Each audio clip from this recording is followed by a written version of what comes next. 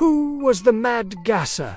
It's a quiet night in 1944 when a blood-curdling scream pierces the quiet night in Mattoon, Illinois. A woman's voice crying out, "Get away! Get away!" But when the police arrive at the scene, they find no one. There are, however, strange traces of gas and a peculiar odor that can only be described as sweet like perfume. And this is just the beginning.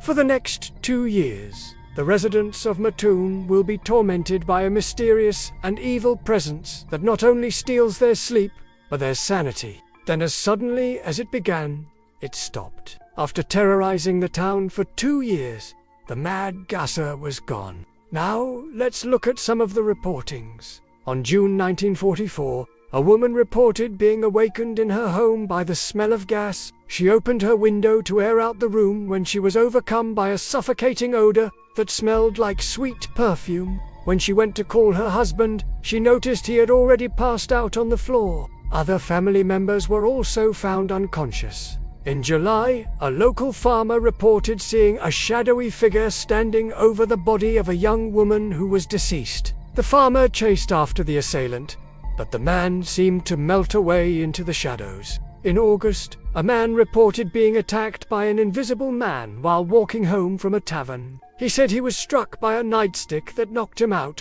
When he came to, he was lying in a hospital bed with a fractured skull. Throughout the following months, similar attacks continued to be reported. Victims described their assailants as a man wearing a gas mask who wielded a nightstick that could knock a person out from several feet away.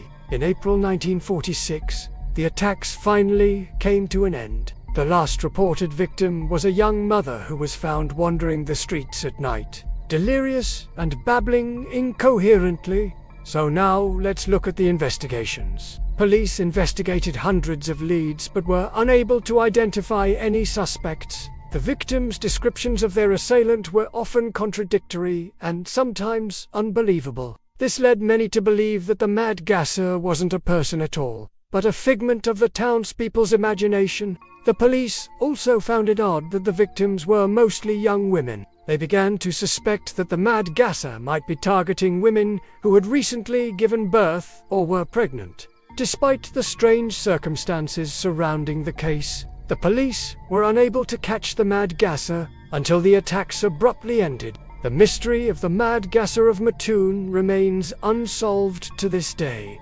What do you think really happened in Mattoon, Illinois? Thank you for watching. Please subscribe and stay tuned for more.